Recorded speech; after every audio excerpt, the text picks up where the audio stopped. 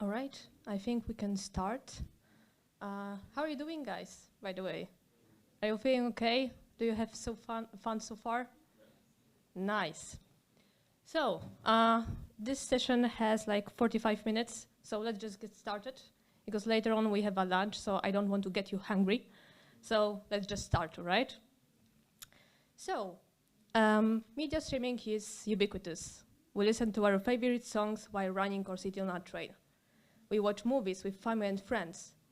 Nowadays, with the increasing number of content and devices, providers must keep pace and provide the most efficient and smooth playback to all users, no matter where they are, no matter what devices they use.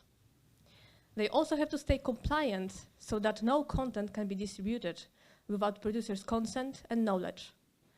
So if you've ever wondered how the world's biggest streaming companies stream their content, you're in the right session, because today we are going to learn how the modern and secure adaptive streaming works on the web. And with that short introduction, I want to welcome everyone to my talk. I'm very happy to see you all here, and I hope you are excited as I am to explore the mysterious parts of media streaming on the web. But before we jump and start exploring, I will just quickly introduce myself. So my name is Kasia. I'm a software engineer working at Spotify. My team and I develop an SDK that powers Spotify player on the web. I'm originally from Poland, but currently living in the UK. And apart from that, I like board games and watching movies and TV series. So today's agenda is as follows. First, we'll learn how to ensure a smooth and efficient playback thanks to segmentation and adaptive bitrate. Later, we'll talk about the encryption and decryption processes. So here, basically, we'll learn how to deal with the licensed content. And last but not least, a demo time. So here, everything that we are going to learn today, we'll see in action at the end of the presentation. Also, just so you know, I won't talk about the Spotify internals today, but rather a standard way of streaming media on the web. That being said, let's start with the very first part of the presentation, which is how to ensure a smooth and efficient playback.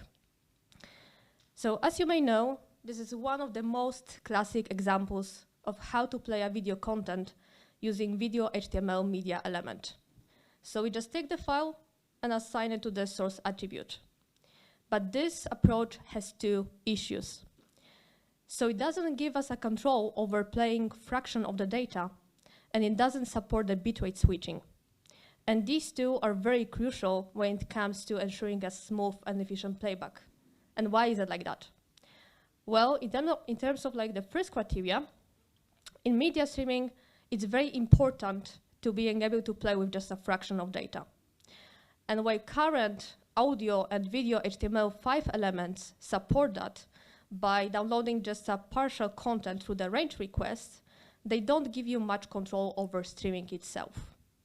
Moreover, some servers or maybe even CDNs may not even support that, I mean the range requests.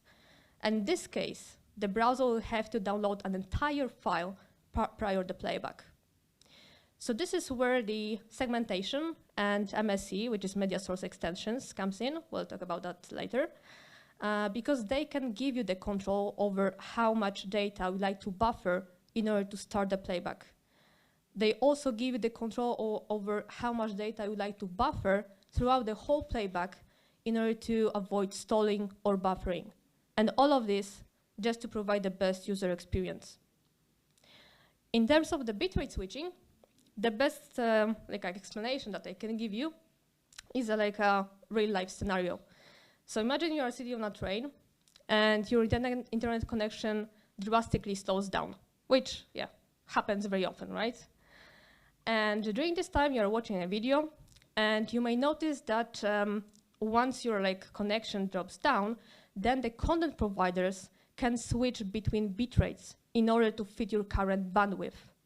So in this case, you can notice that your video has maybe slightly worsened, but at least they can still serve you content while also minimizing the risk of stalling, buffering, or even completely stopping the playback. So these are the two criteria that we have to meet. And currently, we don't meet any of these two. And this is what we are going to do in the next few slides. But before we start sorting it out, I just wanted to mention also like two things. So the first thing is that today I'm going to focus on the MP4 format only. And this is because MP4 is one of the most common formats used in streaming. And it's also very easy to manipulate. So there is like plenty tools out there, like available online, or those that you can download on your local machine and just use, like to change codecs, bitrates, and so on. So this is why I'm using the MP4 today. And second thing is that I'm going to use the video files today, just to make things, interesting and spice things up. But overall, all the information that you will learn today, or all the commands that you will see today, also apply to audio files as well. So that being said, let's see how the segmentation works and the fragmentation.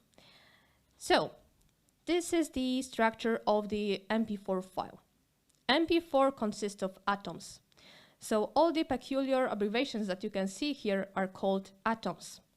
We have the ftip atom, which is file type. We have move atom, which is movie metadata.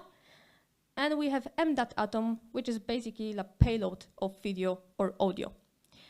And when we decide to fragment it, we'll notice some very huge differences in the structure. So the very first difference is that we'll get an init segment and a bunch of media segments. Inside the init segment, we'll see an ftip atom and move atom. But now inside the move one, we'll also see mvex atom. And mvex stands for movie extends.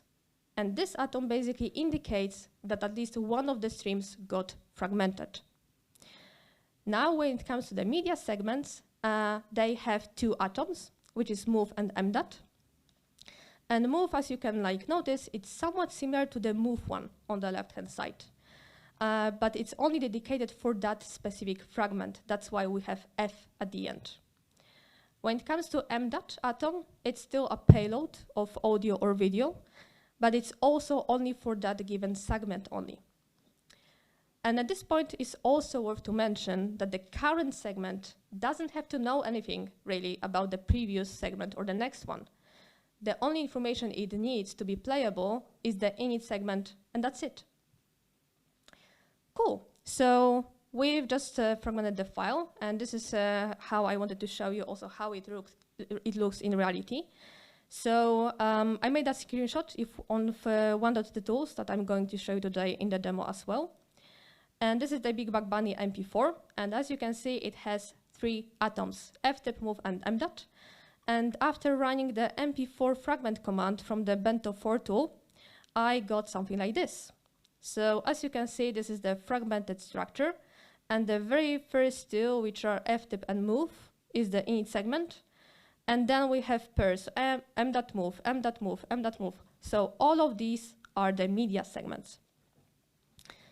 Awesome. So we've just fragmented the file, which is great.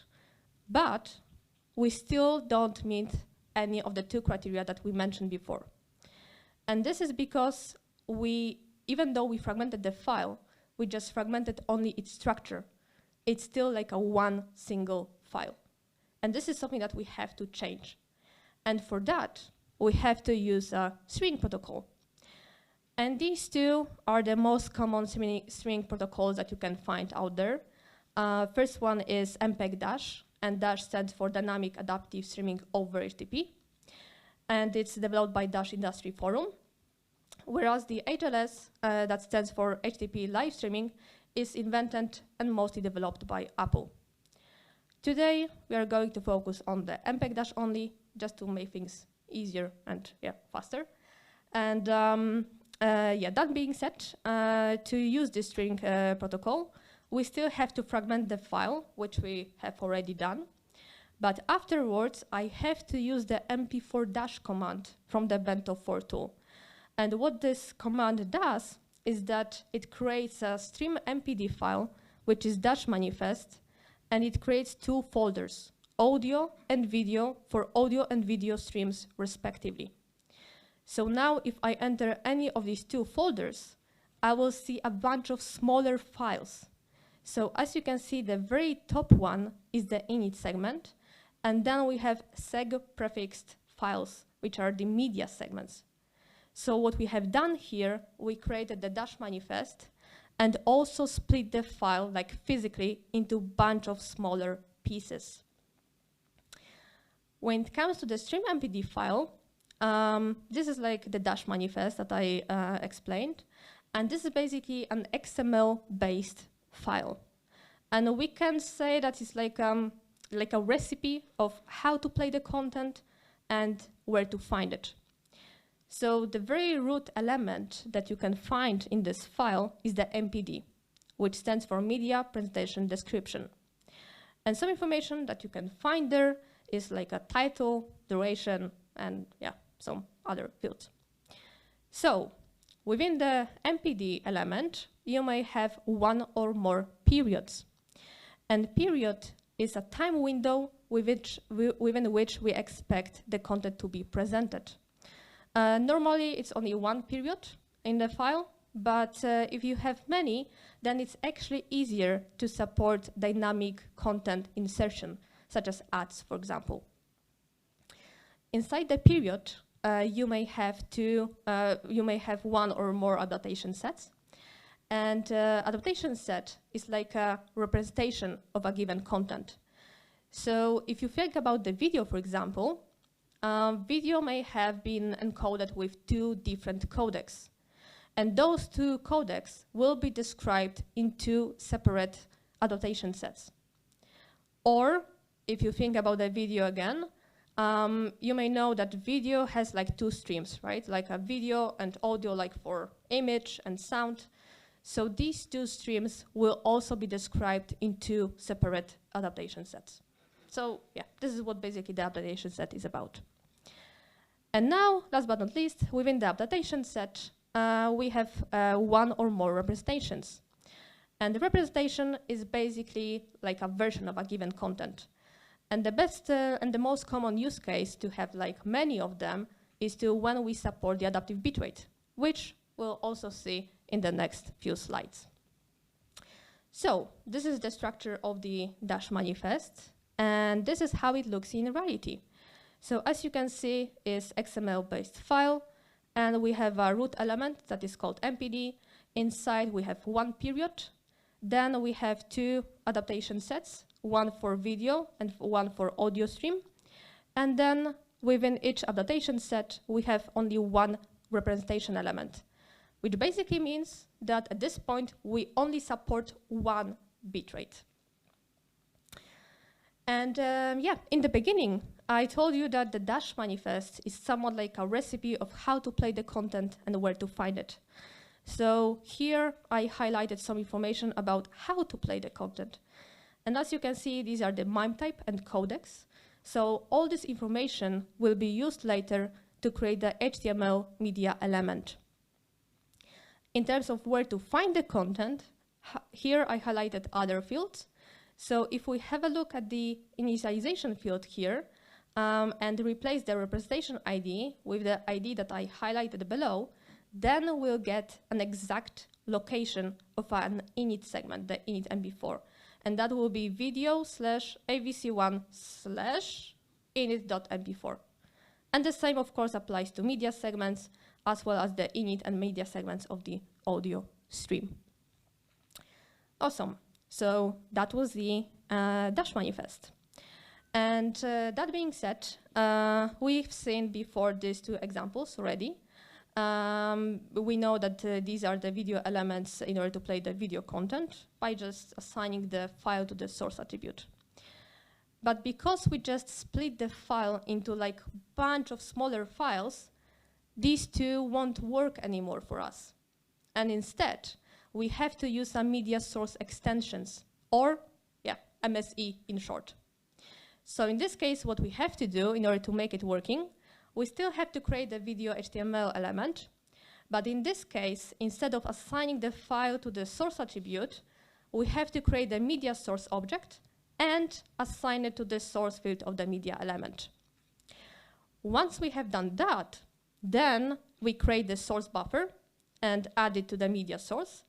And as you can see, I'm passing 2 parameters to this method, which are the MIME type and codecs that we got before from the Dash manifest. So this is where we need really this information to tell the browser what kind of content it can expect to play. And once we have done that, then we can actually start fetching the segments. So as you can see here, we have the append buffer method. And what we do, we are fetching the segments from some CDN, and we append those segments to the just created source buffer. And from now on, this is basically how the playback works, which is amazing. So at this point, we can actually say that we have really a control over playing fraction of the data. But we still don't support the bitrate switching. And for that, we'll have to do some additional steps.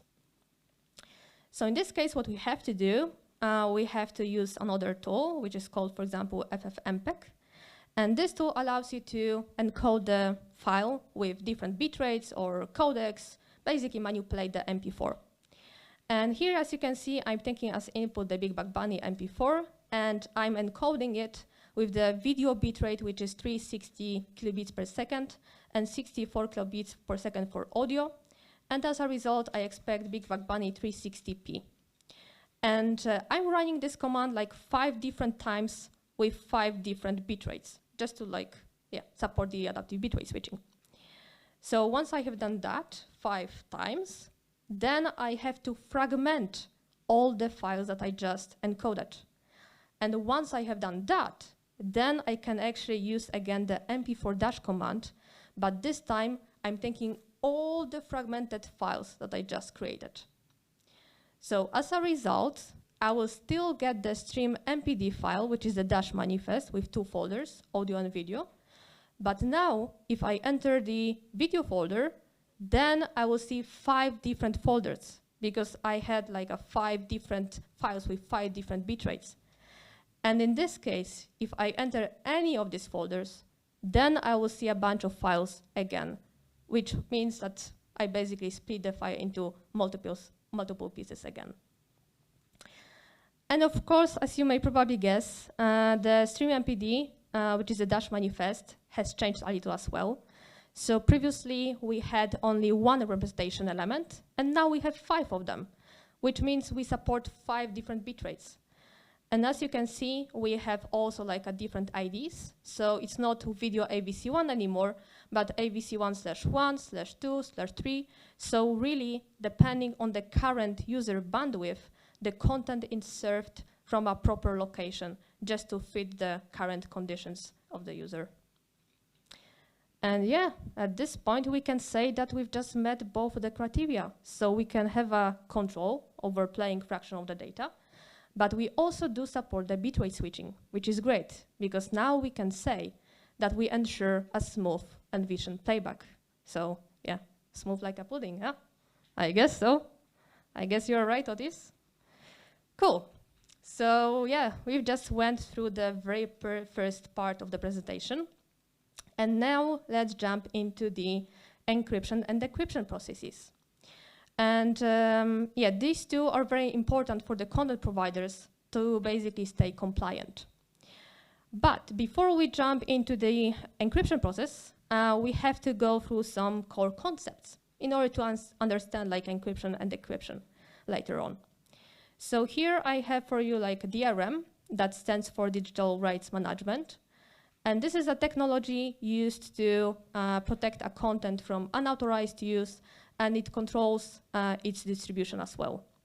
So there are 3 the most common DRMs that you can find, and these are Google Widewine, Apple FairPlay, and the Microsoft PlayReady.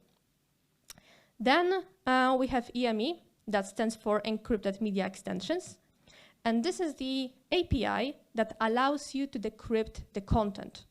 So basically, it sits it sits basically in between of your player, your web application, and a CDM module. CDM module is a content decryption module.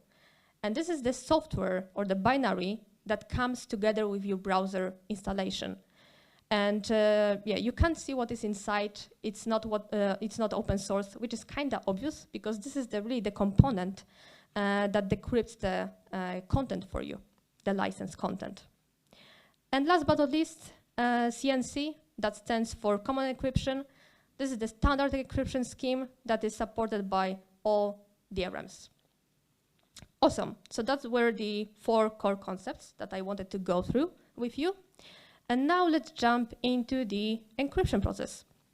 So for that, we still have to use a fragmented file that we already seen. So this is the structure that we have seen already. And once we decide to encrypt it, its structure will change a little. And by little, I mean we'll notice some additional atoms here. And one of these atoms is PSSH inside the init segment and the move atom. And the PSSH stands for Protection System Specific Header. And this atom contains IDs to the keys that will be used to decrypt the content. In reality, it looks like this. So I did a screenshot again from one of the tools, and this is the init segment. And as you can see, we have the ftip and move atom with the 3 atoms below. And after encryption, I got something like this. So just below the MVEX one, I got the PSSH. So which means that really the content got encrypted. And this is the whole point, like we're just running the bottom command and the content is decrypted for us. Now, let's talk about the encryption process then, since we just encrypted the content. Yeah, by the way. In terms of like Dash manifest, this part changed a little as well after running the MP4 Dash, because now inside the adaptation set, we also have the content protection elements. And as you can notice, we also do have the PSSH block, which contains the base 64 encoded information about the IDs to the keys that will be used to decrypt the content.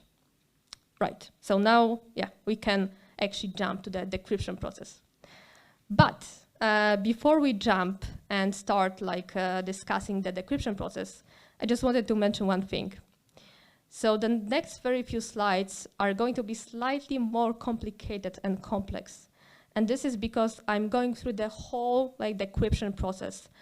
And when I was searching it and learning about it back then, I remember I found some of the documentations and specifications lacking clarity. And that's why in this presentation, I really wanted to go through the whole process step by step, explaining all the methods, all the parameters, and what objects they return. So stay focused, but yeah, don't worry if you miss something, because we are going to repeat it at the end in the demo part as well. All right, so that being said, let's talk about the decryption process. So for that, we have 5 different components here that we'll use.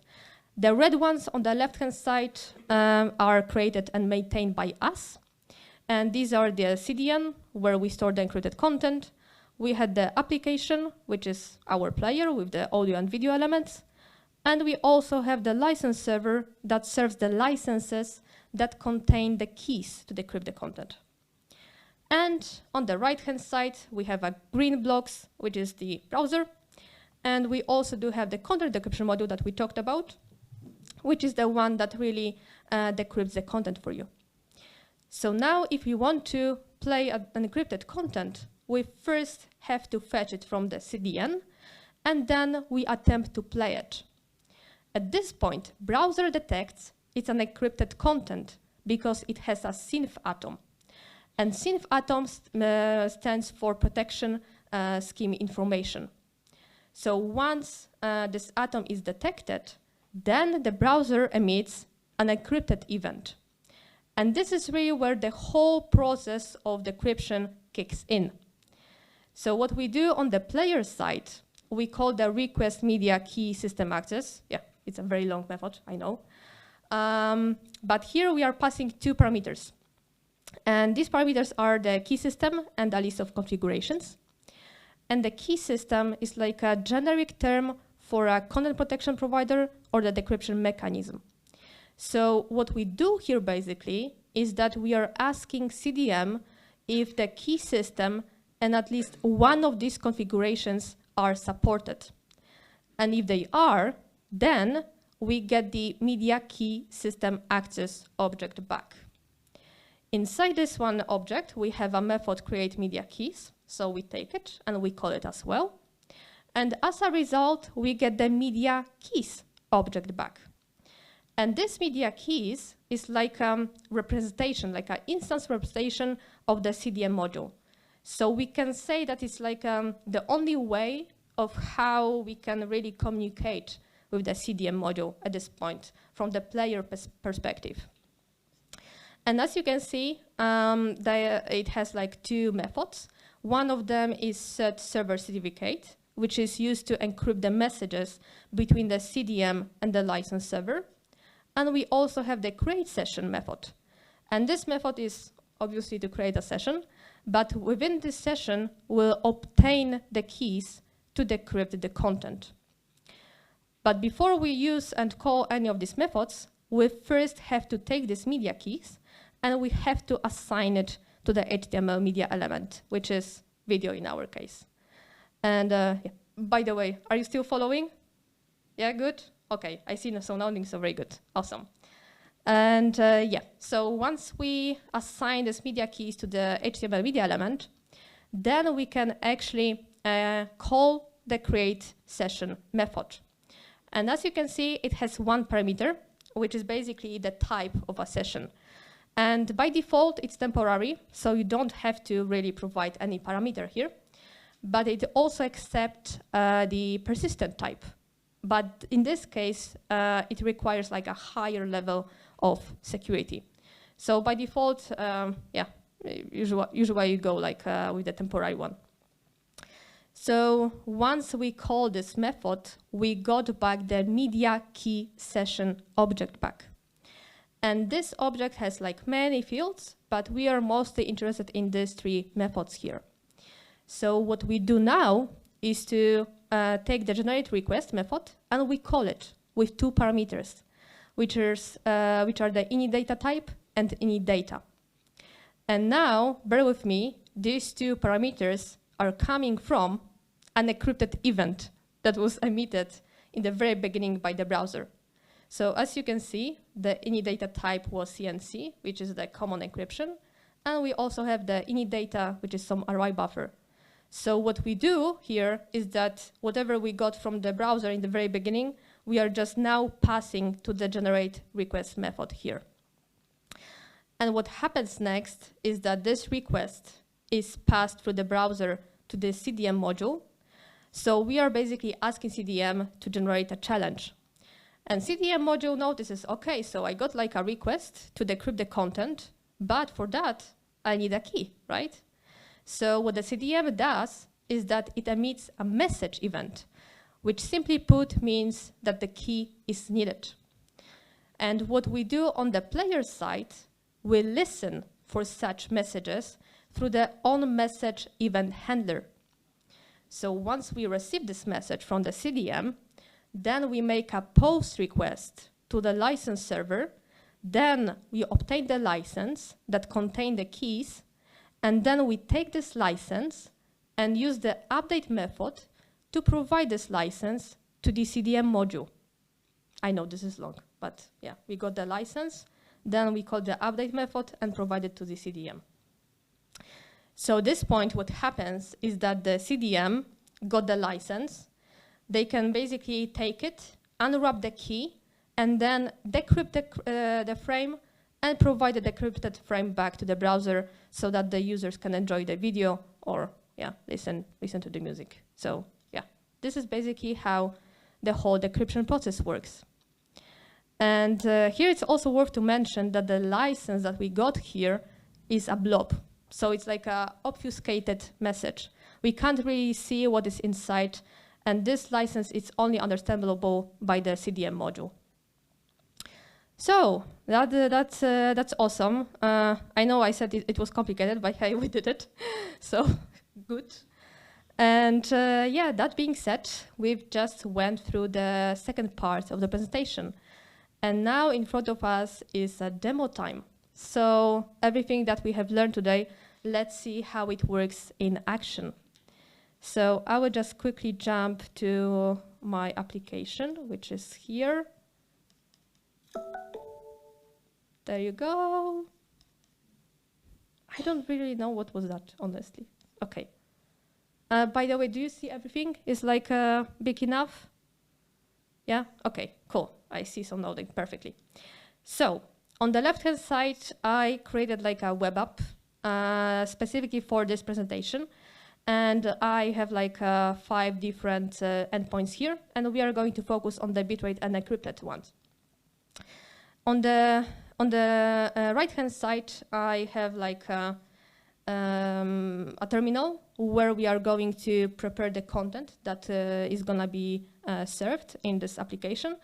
And I also have like the dev tools down below because I'm going to show you some network and also the console logs.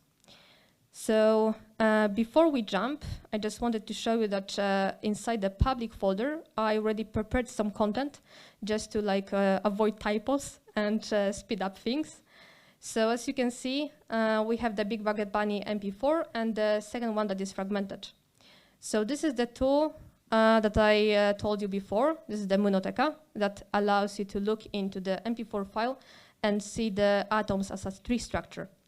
So just to show you how it looks like, I will just open the Big Bucket Bunny here, and you will see it has like 3 atoms. And once I open the Big Bucket Bunny fragmented one, you will see that the structure is really fragmented inside. So we have the very first 2, which is init segment, and then we have move and that. So all of these are the media segments. So we really have like a fragmented version of the same file. Alrighty, so now let's go back to the application and let's go to the bitrate. Cool, so as you can see, I got some errors. Let's go to the DevTools.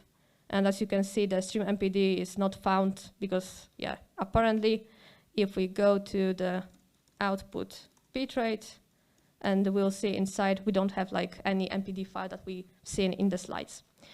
I did prepare already like 4 files just to speed up things, but we'll prepare like a 1 more file with 1 more bitrate. So for that, I will use the ffmpeg tool, if you remember. And I will just quickly run it because it takes some time, but in the meanwhile, I will explain you what is happening. So if I go up, as you can see, as the input, I provided the Big Bucket Bunny MP4.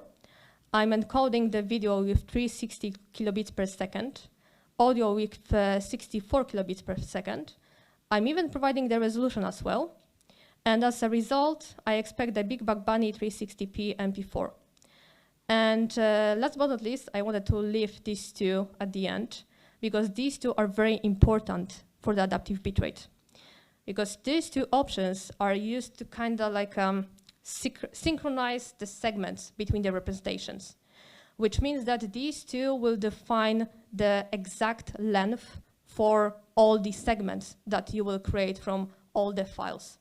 And in this case, we have 48. Which is number of the frames, which is roughly like 2 seconds for the 24 FPS.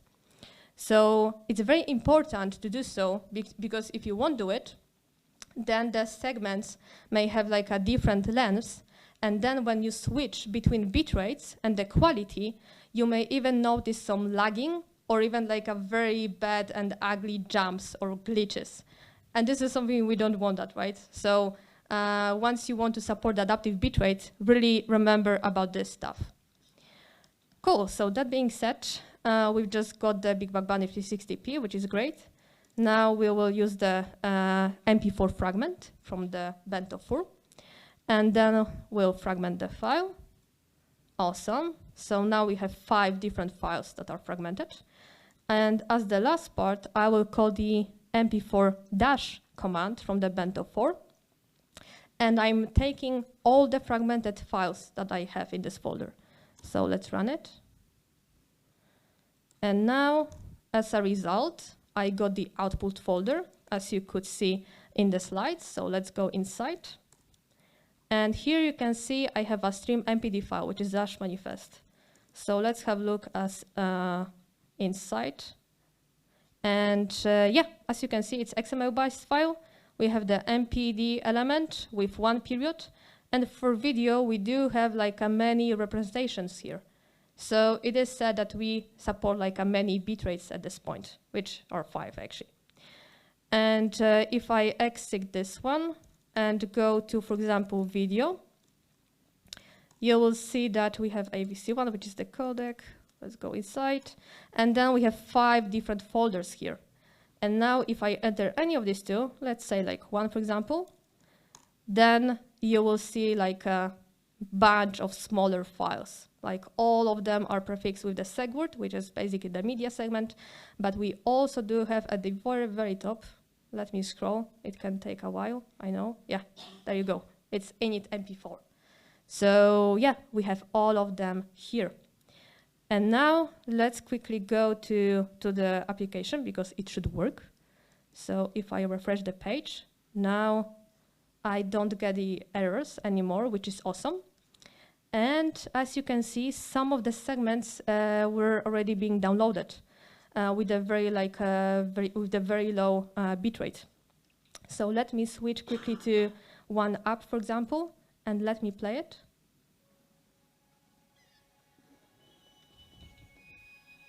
Do you hear it? Awesome. Oh yeah, it's very loud. All right. That's enough, I think. So it proves it's working. Yeah, so in this case, as you can see, after I switched to a different bitrate, I started like fetching like a different set of segments. So let's have a look how it works. So I go to the network tab, and now the very first segments that I downloaded, for example, this one, is really like coming from the video AVC1/1. But if I take like one after, for example, the 14, this one is coming from AVC1/2. So they are really fetched from a completely different location, depending on what the current bandwidth of the user is. So yeah, so we did it. So this is how the adaptive bitrate works. And now let's jump into the encrypted endpoint. So here we are again getting some of the errors, which are very ugly, like 404s, we don't have anything. And apparently if I go back here and go to output encrypted, we don't have any insight, which makes sense. So for that, what we have to do, we have to run the mp4 - command. And here, I'm providing the fragmented file, which is big bug body fragmented, and I want to like encrypt it with a key, and I'm providing the information that I would like to encrypt it with wide wine. So this is one of the DRMs that I mentioned in the slides. So let me run this command. And as a result, I got the output again. So let's go inside. And I won't enter really the audio and video folders because they will look the same. But let's have a look quickly at the stream MPD file, which is a Dash manifest. So here we have the video section with the content protection elements, which means that the video got really encrypted. And we also do have audio that also has the content protection elements. So that means that both of them, both streams, got really encrypted. So now if I go up, because we'll see some like nice console logs, I hope, and I will refresh the page. So here you can see I added like some console logs just to present again the whole EME process. So as you can see, we got the encrypted event from the browser, which means it detected that the content is encrypted. And then what we have done on the client side, on the player side, we took the request media key system access method, and we provided 2 parameters, which is the key system and a list of configurations. So we were asking the CDM if they are supported, and as a result, we got the media key system access object back. Once we got that back, then we create the media keys method, we call it, and we got the media keys object back. And again, this is like an instance representation of a CDM module. So before calling everything, we assign this media keys, to the HTML media element, which is video in our case. And then we start calling the methods, which is the create session first from the media keys. We provide a temporary parameter, or we don't have to in this case. And as a result, we got the media key session object back. Then we take this media key session and we call the generate request method with 2 parameters that were taken from the encrypted event in the very beginning. So as a result, because we are asking the CDM to generate a challenge here, so as a result, we got the message event from the CDM, and we listen for that message through the onMessage event handler, also from the media key session. So once we receive this message, we make a post request to the license server. We obtain the license that contains the keys as well, and then we provide the license through the update method of the media key session to the CDM module. So again, the CDM module can take this license, takes out the key, decrypt the content, and then provide the decrypted content back to the user. So now if I move this down and I will run the video again, and it's working. Okay.